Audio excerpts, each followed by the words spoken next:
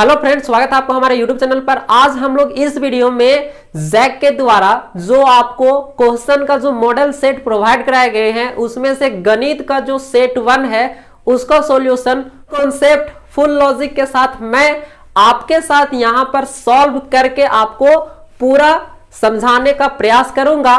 चलिए तो वीडियो को हम लोग स्टार्ट करते हैं। अगर मैं आपसे पूछूं कि अभाज्य संख्या होता क्या है तो आप बोलिएगा अभाज्य संख्या जो है, अभाज्य संख्या जो है एक वैसी संख्या होती है जो केवल एक और स्वयं से भाग लगती है, केवल एक और स्वयं से भाग लगती है, इसके अलावा किसी दूसरी संख्या से भाग नहीं लगती है। इसका दूसरा बात जो है कि अभाज्य संख्या के पास केवल दो गुणनखंड होते हैं, केवल दो गुणनखंड होते हैं। जैसे 1 आप लीजिए, 1 का एक है गुणनखंड 1, केवल 1 से ही 1 भागा लगता है, इसीलिए ये आपका अभाज्य संख्या नहीं है। दो लीजिए आप, 2 को आप 1 से भाग दीजिए कट जाएगा, 2 को 2 से भाग दीजिए कट जाएगा, इसका दो गुणनखंड 1 और 2 आया, मतलब 2 इसका एक उदाहरण हो जाएगा 2। ठीक है, 3 में आइए, 3 1 से कटेगा और 3 से कटेगा, एक और स्वयं के अलावा किसी दूसरी संख्या से भाग नहीं लगेगा, मतलब 3 भी जो है हमारा एक अभाज्य संख्या है। 4 में आइए, 4 1 से भी कटेगा, 2 से भी कटेगा, 3 से भी कटेगा, केवल 1 और स्वयं के अलावा किसी दूसरी संख्या से भाग नहीं लगना चाहिए, केवल 1 और स्वयं से ही भाग लगना चाहिए।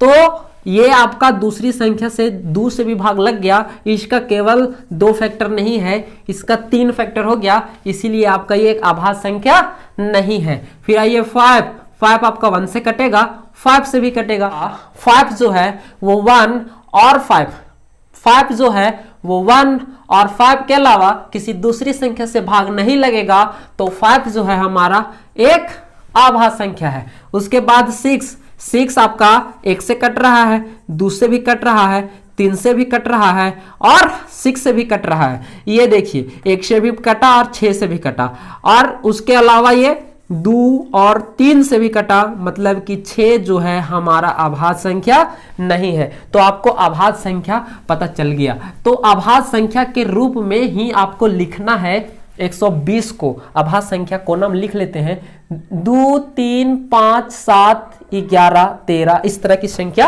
अभाज्य संख्या कहलाती है। तो इन्हीं संख्याओं से इसको आपको भाग देना है। चलिए भाग देते हैं, 2 से सबसे पहले भाग देते हैं। एक चीज और, अगर किसी संख्या को 2 से भाग देना है तो आधा करते जाइए, कीजिए 120 का आधा 60, फिर 2 से भागा दीजिए, 60 का आधा 30, 2 से भागा दीजिए 15, अब 3 से भागा देना है, तो 3 का पहाड़ा में 15 के बार में 5 बार में, तो हम लोग 120 को लिख सकते हैं 2 इंटू 2 इंटू 2, 2 इंटू 2 इंटू 2, उसके बाद इंटू 3 इंटू 5।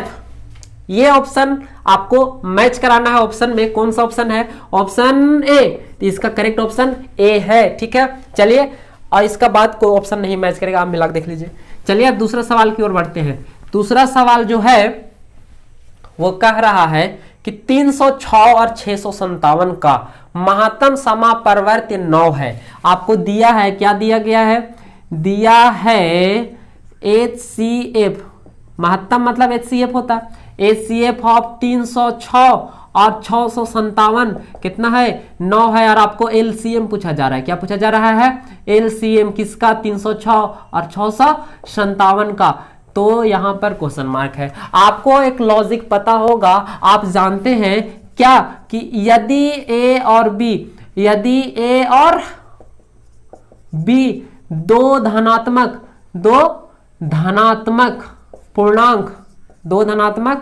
पूर्णांक हो तो क्या होगा? LCM A और B का LCM का गुना HCF के साथ रहा तो ये दोनों संख्याओं के गुणनफल के बराबर होगा। ये फॉर्मूला बहुत महत्वपूर्ण है, आप इसे याद रखिएगा। एलसीएम निकालना है, एचसीएफ दिया हुआ है, दोनों संख्या भी दिया हुआ है। यहां पर क्या है आपका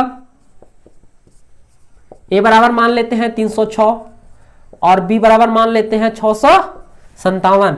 तो यहां पर जो HCF आपका हो है वो कितना हो जाएगा, HCF 306 और 657 का जो है वो 9 है। तो LCM निकालना है तो निकाल लेते हैं।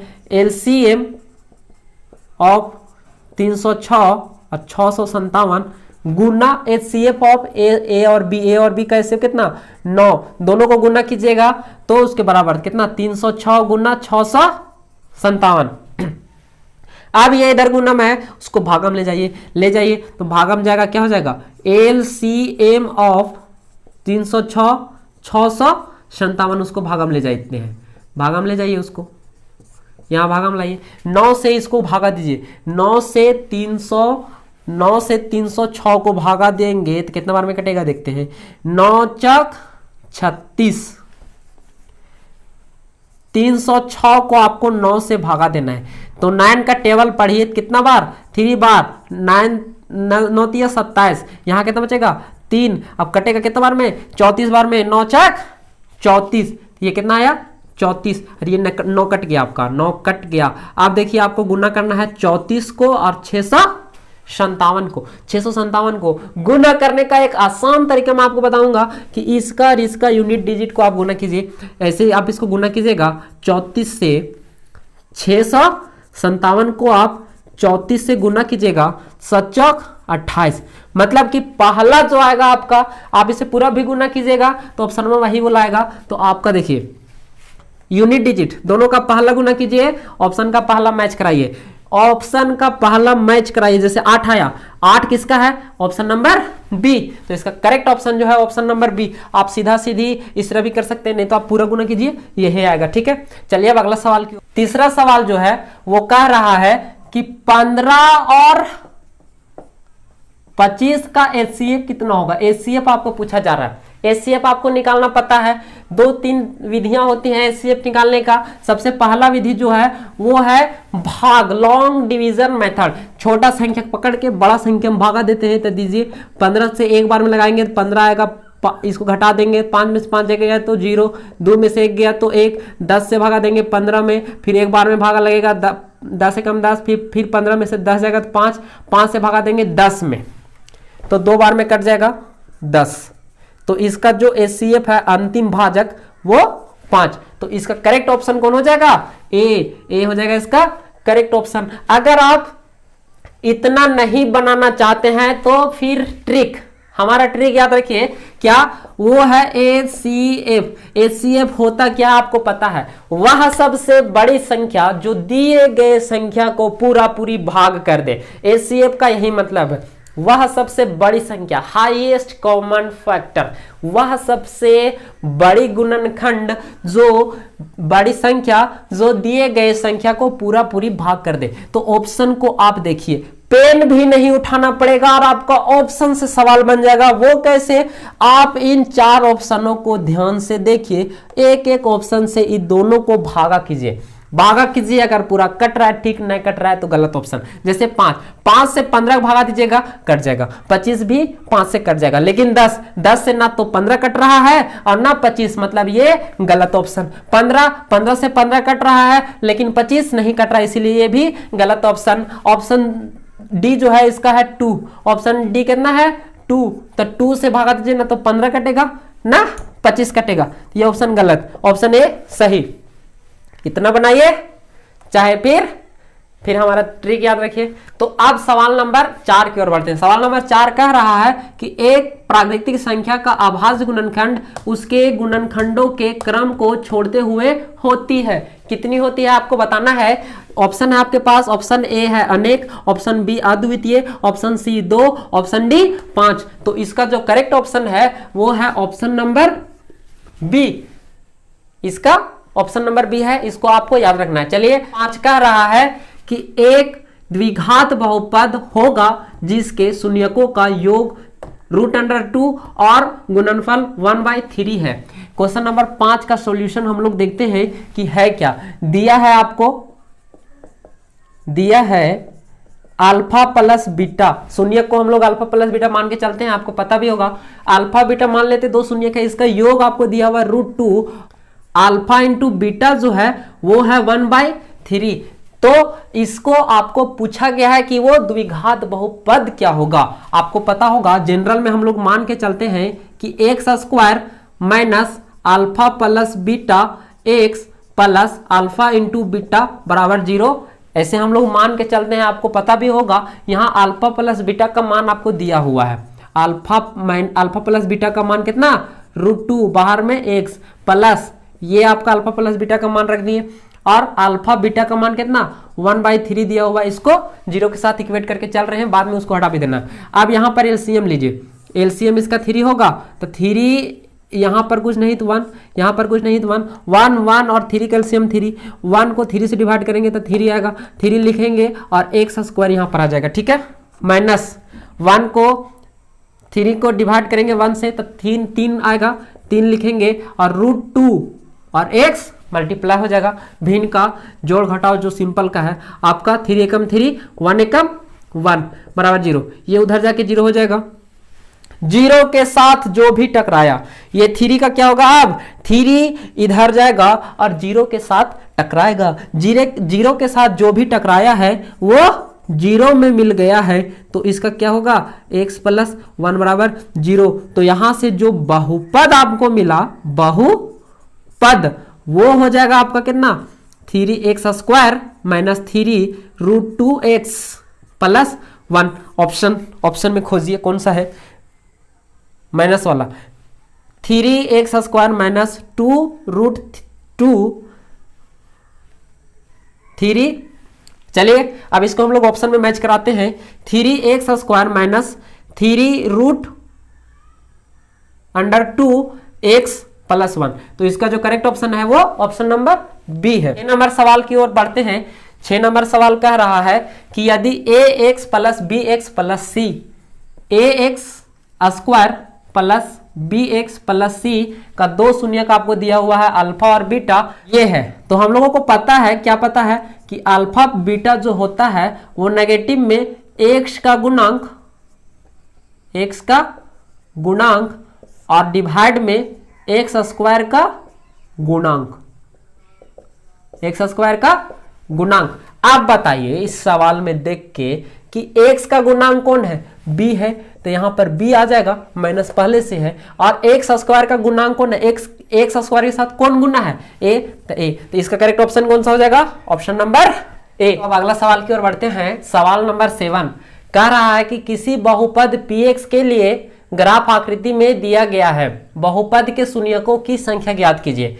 जब भी आपको ग्राफ देके शून्यकों की संख्या पूछा जाए तो आपको एक बात वहां पर देखना है, वो ये देखना है कि एक्स अक्ष को px का जो ग्राफ है वो एक्स अक्ष को, ये आपका एक्स अक्ष है, एक्स अक्ष को कितनी बार काट रहा है। अगर एक बार कटेगा तो 1 शून्यक, 2 बार काटा तो 2 शून्यक, 3 बार काटा तो 3 शून्यक, और 1 बार भी नहीं काटा तो 0 शून्यक। देखिए यहाँ पर ये जो px का ग्राफ है ये कितना बार काट रहा है, एक्स अक्ष को, एक बार भी नहीं, टचो नहीं हुआ, तो ये जो है आपका वो इसका शून्यकों की संख्या कितना हो जाएगा, 0। मान लेते हैं कि ये ग्राफ इस तरह से रहता, ठीक है, ये ग्राफ इस तरह से रहता, यहां पर एक बार काटा तो इसका शून्यकों संख्या 1 हो जाता। यहीं पर अगर ऐसे 2 बार हो गया, एक बार यहां काटा एक बार यहां काटा, तो इसका शून्यकों संख्या 2। लेकिन इस केस में क्या है कि एक बार भी नहीं काट रहा है, तो इसका शून्यकों संख्या कितना, 0। कितना, 0। चलिए तो ये समझ में आ गया होगा कि अगर ग्राफ से शून्य की संख्या पूछा जाए तो आपको देखना है कि ग्राफ एक्स अक्ष को, px का जो ग्राफ है वो एक्स अक्ष को कितनी बार काट रहा है। चलिए अब अगला सवाल की ओर बढ़ते हैं। ये सवाल, इसके बाद 3-4 सवाल आएंगे जिसके लिए मैं आपको एक लॉजिक अभी समझाऊंगा, वो लॉजिक समझ लेना है। बाकी ये सब सवाल बिना पेन उठाए भी बन जाएगा, ठीक है, पेन भी नहीं उठाना पड़ेगा और आपका ये सब सवाल ऐसे टिक कर दीजिएगा। चलिए तो वो है क्या, यदि a1x plus b1y plus c1 बराबर 0 तथा a2x plus b2y plus c हो तो निम्न स्थितियां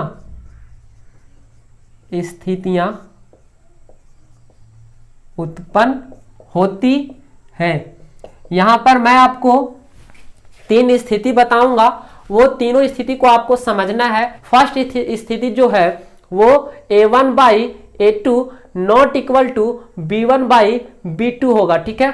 a1 और a2 का जो अनुपात होगा वो b1 और b2 के अनुपात के बराबर नहीं होगा। तो इस स्थिति में क्या होगा कि ये दो जो समीकरण है, इससे जो रेखाएं बनेंगे वो एक प्रतिच्छेद करती हुई रेखा बनेगी, एक दूसरे को किसी बिंदु पर काटेगा। इस प्रकार से इसका एक अद्वितीय हल तो होगा ही, लेकिन ये जो है आपका एक प्रतिच्छेद करती हुई रेखा होगा। क्या होगा? प्रतिच्छेद करती हुई होगा, ठीक है। दूसरा जो इसका है वो क्या है कि a1 बाई a2 बराबर b1 बाई b2 तो होगा, लेकिन c1 बाई c2 नहीं होगा। a1 बाई a2 का रेशियो जो होगा, जो अनुपात होगा, वो b1 बाई b2 के अनुपात तो होगा, लेकिन c1 बाई c2 के अनुपात से अलग होगा। तो इस स्थिति में क्या होगा कि ये जो दोनों रेखाएं होंगे, इन दोनों समीकरण से जो निरूपित रेखाएं होंगे वो रेखाएं आपका समांतर हो जाएंगे। क्या हो जाएंगे? समांतर हो जाएंगे, और इसका कोई हल नहीं होगा, और इसका आपका एक हल होगा, एक अद्वितीय हल होगा, ठीक है। अगर a1 बाई a2 बराबर b1 बाई b2 रहा तो प्रतिच्छेद करेगा, और प्रतिच्छेद करेगा तो एक अद्वितीय हल होगा। लेकिन अगर रेशियो a1 बाई a2 का बराबर रहेगा b1 बाई b2 का, लेकिन c1 बाई c2 के रेशियो के अनुपात के बराबर नहीं है, तो रेखा समांतर हो जाएगा। और जब दो रेखा समांतर हो जाएगा तो इसका कोई हल नहीं होगा, ठीक है। और तीसरा जो इसका उत्पन्न केस है वो a1 बाई a2 बराबर b1 बाई b2 बराबर c1 बाई c2। 3 केस यहां पर बनेंगे। अगर ऐसा होता है तो रेखा क्या हो जाएगा? समपाती हो जाएगा, समपाती रेखा कहलाएगा। और अगर रेखा समपाती हो जाता है तो अनेक हल हो जाते हैं उसका। कितने हल? अनेक हल। अब यहां से एक बात और आपको समझना है, संगत, और दूसरा शब्द है असंगत। संगत जिसका हल हो वो संगत कहलाएगा, जिसका हल ना हो वो आपका असंगत कहलाएगा। तो आप यहां से देख के बताइए, अगर a1 by a2 not equal to b1 by b2 रहा, प्रतिच्छेद करेगा, हल है, क्या ये एक संगत भी होगा कि नहीं? ये आपका संगत होगा। लेकिन a1 बाई a2 बराबर b1 बाई b2 बराबर not equal to c1 by c2, ये समांतर, कोई हल नहीं। तो ये कोई हल नहीं, तो जिसका हल नहीं उसको हम लोग क्या कहते हैं? असंगत कहते हैं। तो ये आपका असंगत हो जाएगा, ठीक है। लेकिन यहां पर देखिए, संपाती हुआ, अनेक हल हुआ, तो इसको हम लोग मिश्र कहते हैं, लेकिन संगत भी कहते हैं, ठीक है। तो ये भी आपका क्या हो जाएगा? संगत। अब क्वेश्चन को पढ़िए। समीकरण युग्म a1x plus b1y plus c1 same है, तथा a2x plus b2y plus c2 बराबर 0 है। यदि a1 बाई a2 बराबर b1 बाई b2 बराबर c1 not equal to c1 by c2 हो तो समीकरण का युग्म का, देखिए कौन केस नंबर 2 कितना हल? अद्वितीय हल तो आपका होता है केस 1 में, अनेक हल आपका केस 3 में, और क्या तीसरा? कोई हल नहीं। तो इसका कोई हल नहीं, समांतर हो जाएगा। ये केस नंबर 2 से है, तो इसका कोई हल नहीं। इसका option number C correct option. आपके ये बातें समझना बहुत जरूरी, रट के जाने से कोई फायदा होने वाला नहीं है। रटा तो फंसा। चलिए अब समीकरण 9 की ओर बढ़ते हैं, क्वेश्चन नंबर 9 की ओर बढ़ते हैं। समीकरण युग्म 2x माइनस 3y तथा 3x प्लस 4y प्लस 20 बराबर 0 है द्वारा निरूपित सरल रेखाएं समपाती होगी, प्रतिच्छेद करेगी, समांतर है या लंबवत है। आपको ऑप्शन दिए गए हैं, ये केस आप नोट कर लीजिए, और आपको याद है तो फिर अति उत्तम की बातें हैं, आप तेज हैं। सवाल नंबर 9 में आपको 2 इक्वेशन दिए हुए हैं। वो 2 इक्वेशन क्या है? 2x माइनस 3y बराबर 0, और दूसरा इक्वेशन है 3x plus 4y plus 20 equal to 0। आपको चेक करना है कि रेखा समपाती होगा प्रतिच्छेद करेगा या समांतर होगा या लंबवत होगा। तो इसके लिए आपको यहाँ कंपेयर कीजिए इस इक्वेशन से A1 B1 और C1 का मान निकालिए, A2 B2 और C2 का मान निकालिए। इसको कंपेयर कीजिए उस इक्वेशन से और यहाँ से A1 A2 का मान निकालिए, A1 B1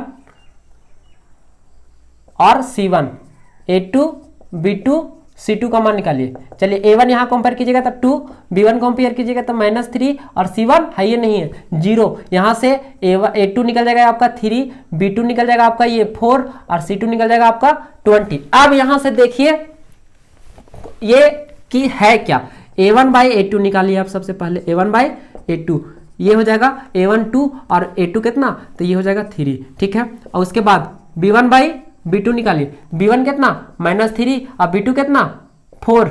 अब दोनों को मिलाइए, क्या ये और ये बराबर है, क्या ये और ये बराबर है, नहीं बराबर है, मतलब कि A1 बाई A2 जो है वो नहीं इक्वल टू है B1 बाई B2 को।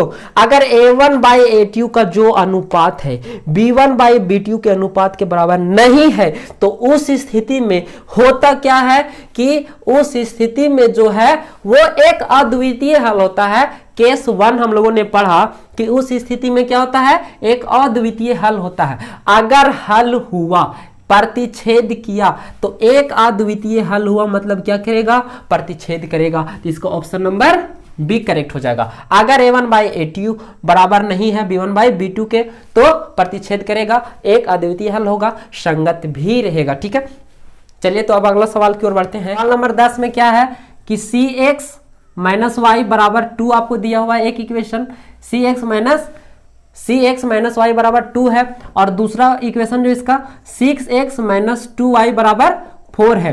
तो बोल रहा है कि समीकरण इतना और इतना का अनंत हल है, मतलब बहुत सारा हल है। तो इक्वेशन इसका जो केस 3 हो जाएगा, A1 बाई A2 जो है वो B1 बाई B2 के बराबर होगा और C1 बाई C2 के बराबर, तीनों बराबर हो जाएगा। तीनों का रेशियो आपस में क्या होगा, बराबर। कंपेयर करिए यहाँ से, A1 का मान कितना C, A2 का मान कितना 6, B1 का मान कितना -1, B2 का मान कितना -2 और C1 का मान कितना -2, उधर आएगा -2 और ये भी इधर आएगा तो ये हो जाएगा -4।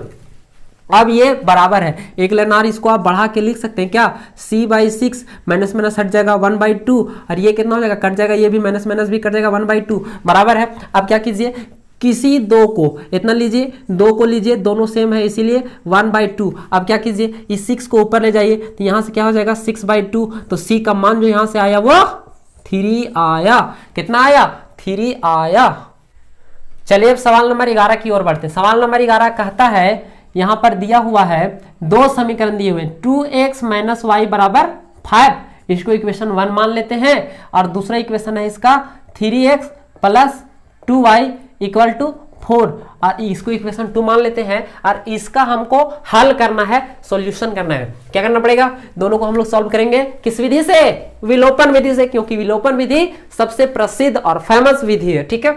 चलिए तो विलोपन विधि से गुना करने, सॉल्व करने के लिए इसको 2 से गुना करना पड़ेगा। क्यों, क्योंकि यहाँ 2 आएगा, 2 कट जाएगा, ठीक है, घट जाएगा। तो ये क्या हो जाएगा, 2 से गुना करेंगे तो ई पट्टी पूरा 2 से गुना कीजिए, 2x माइनस वाई बराबर 2 गुना 5, इतना करना पड़ेगा। इसको गुना कीजिए, 2 दूनी 4x माइनस 2 से y में गुना करेंगे, माइनस लिख दिए तो 2y हो जाएगा, 5 दूनी 10, इसको इक्वेशन 3 मान लीजिए। 2 और 3 को जोड़िए,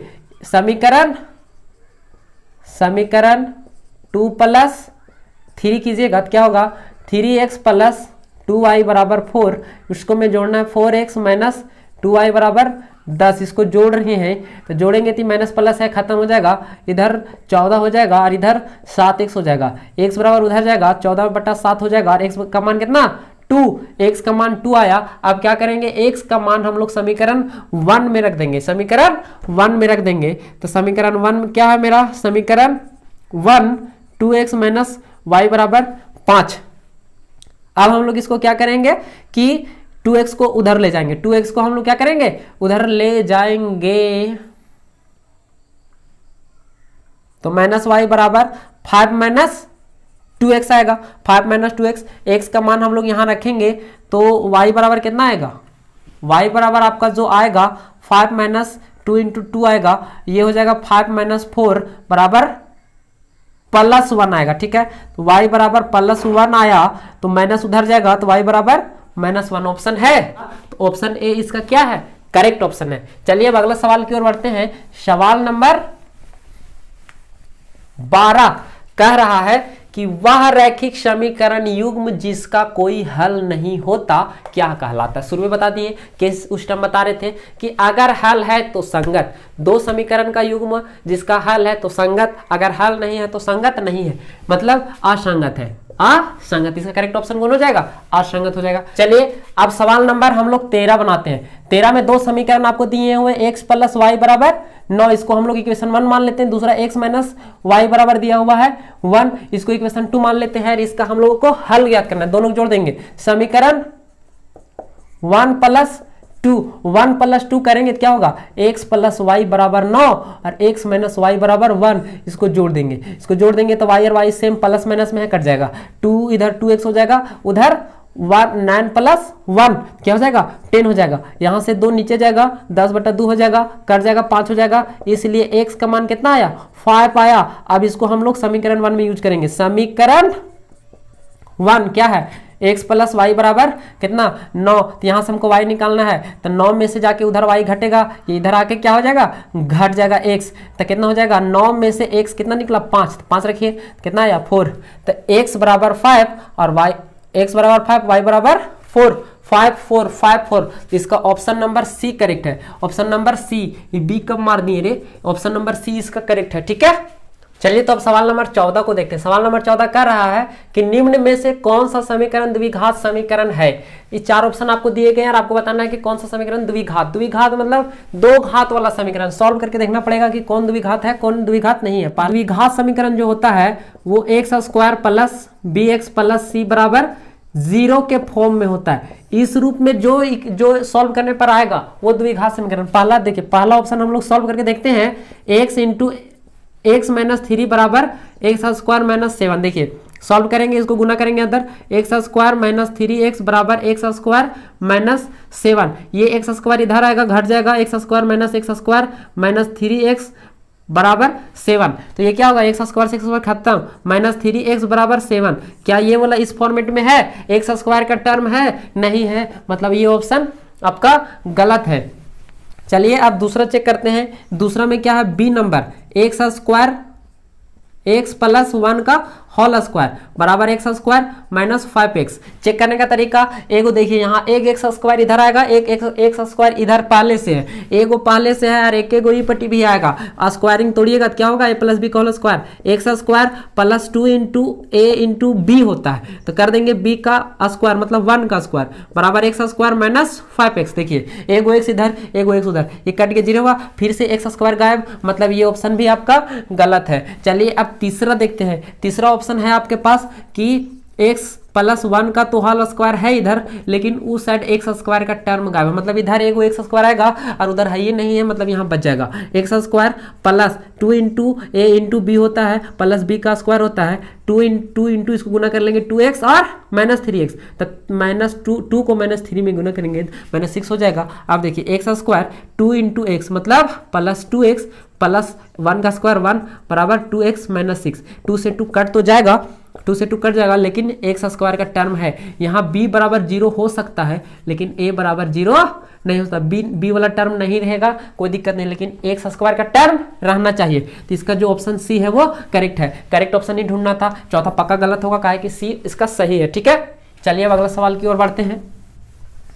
सवाल नंबर 16, द्विघात समीकरण का कुछ बेसिक बातें पहले मैं आपको बताऊंगा जिससे ये सवाल पेन फ्री बनेगा, ठीक है। द्विघात समीकरण की कहानी आपको बताना पड़ेगा। द्विघात समीकरण एक वैसा समीकरण जिसका घात मैक्सिमम घात 2 होना चाहिए। दो घात वाले समीकरण को द्विघात कहते हैं। जैसे उसका फॉर्मेट जो है वो ax² + bx + c बराबर 0 होगा, और यहाँ पर क्या होगा कि b बराबर 0 हो सकता है और c बराबर भी 0 हो सकता है, लेकिन a बराबर 0 नहीं होगा, a बराबर 0 नहीं होगा। अब ये सवाल आपसे बनेगा। यहाँ पर एक क्या होता है, विविधकर होता है d। यहाँ पर एक इक्वेशन आता है d जिसका मान होता है b² - 4ac, यहां पर a b c आपको पता है और d एक विविधकर होता है। मूलों की प्रकृति चेक करने के लिए आपको पता होगा, पहला केस यहां पर 3 केस बनता है। पहला d बड़ा होगा 0 से। अगर d समीकरण, द्विघात समीकरण का सूत्र भी पहले मैं आपको बता देता हूं। द्विघात समीकरण का जो सूत्र है, जो इसका सूत्र होता है वो क्या होता है, x बराबर minus b plus minus root under d by 2a होता है। ये d है क्या, ये d आपका विविधकर है। d यहां से 3 केस आपको बनते हैं। d का मान अगर 0 से बड़ा है, d का मान अगर 0 से बड़ा है, तो d का मान अगर 0 से बड़ा है तो रूट के अंदर एक पॉजिटिव संख्या आएगा और पॉजिटिव संख्या का वर्गमूल निकाला जा सकता है। तो ये आपका एक वास्तविक मूल देगा। अगर ऐसा है, अगर d 0 से बड़ा है तो क्या होगा, वास्तविक मूल होगा, वास्तविक मूल होगा, ठीक है। और अलग अलग होगा मतलब भिन्न होगा, वास्तविक होगा और भिन्न होगा। इसका तीसरा केस जो है वो d बराबर 0, d बराबर 0। अगर d 0 के बराबर है तो मूल समान होंगे। मूल क्या होंगे, मूल वास्तविक होगा, वास्तविक तो होगा लेकिन समान, दोनों सेम हो जाएगा। ये आप बात आपको पता होगा, मूल जो होंगे वास्तविक मूल होंगे और समान मूल होंगे। दोनों का जो इसका मूल जो रहेगा इसका वो समान रहेगा। तीसरा केस जो है वो d लेस देन 0, 0 से छोटा रहेगा। d जो है वो 0 से छोटा मतलब कि रूट के अंदर एक नेगेटिव संख्या, और ये आपका एक इमेजिनरी हो जाता है, काल्पनिक संख्या हो जाता है। क्या हो जाता है, काल्पनिक मूल इसका होगा और काल्पनिक मूल होगा, इसका वास्तविक मूल नहीं होगा, इसको हम लोग काल्पनिक मूल कहते हैं। अब क्या होगा कि इन कॉन्सेप्ट के आधार पर ये सवाल पेन फ्री, छूना भी नहीं पड़ेगा, पेन बन जाएगा। यदि विविधकर d 0 से बड़ा है, d 0 से बड़ा फर्स्ट केस, तब मूल होगा वास्तविक और भिन्न, वास्तविक और भिन्न। ऑप्शन नंबर ए इसका करेक्ट। खुटुक से मार के आइएगा आप, वहां कोई स्ट्रेस नहीं, सारा सेट मैं कराने का जिम्मा लेता हूं। बस आप लाइक शेयर और सब्सक्राइब कर दें हमारे चैनल को, ठीक है। चलिए 16 नंबर पे द्विघात समीकरण x स्क्वायर प्लस 1 प्लस, यहां पर द्विघात समीकरण का x square plus x minus 1 बराबर 0 है। इसका मूल की प्रकृति ज्ञात करना है तो d निकालना पड़ेगा। d निकाल के हम लोग चेक करेंगे कि क्या है d का स्थिति। समीकरण जो दिया उसको हम लोग लिख लेते हैं। समीकरण कितना है, x square plus x minus 1 बराबर 0। यहाँ x स्क्वायर का कोफिशिएंट a होता है, यहाँ 1 है। x का कोफिशिएंट b होता है, वो भी 1 है। c का कोफिशिएंट यहाँ माइनस, c जो है वो माइनस 1 है। d का फॉर्मूला आपको पता है, क्या होता है, b square minus 4ac। Put कीजिए a b c का मान, आपको d का मान आएगा 0 से छोटा, 0 से बड़ा या 0 के बराबर, पता चल जाएगा क्या है, ठीक। पुट कीजिए b का मान 1 का स्क्वायर करेंगे 4 इंटू a कितना 1, c कितना -1। अब क्या होगा 1 -1 और -4 प्लस हो जाएगा 4 ये आया 5 क्या है, 5 है मतलब d है सो बड़ा है 0 से, d है सो बड़ा है 0 से, मतलब वास्तविक मूल होगा और भिन्न होगा, वास्तविक और असमान होगा। इसका ऑप्शन नंबर डी सही है, ठीक है। चलिए अब अगला सवाल की ओर बढ़ते हैं। सवाल नंबर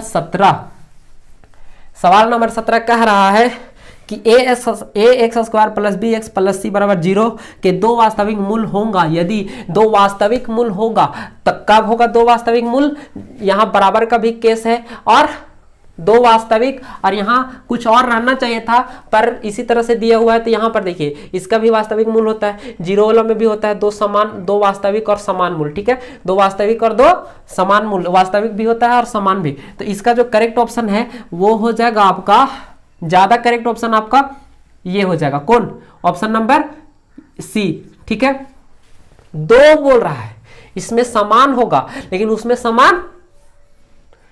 इसमें समान नहीं होगा, इसमें समान होगा, ठीक है।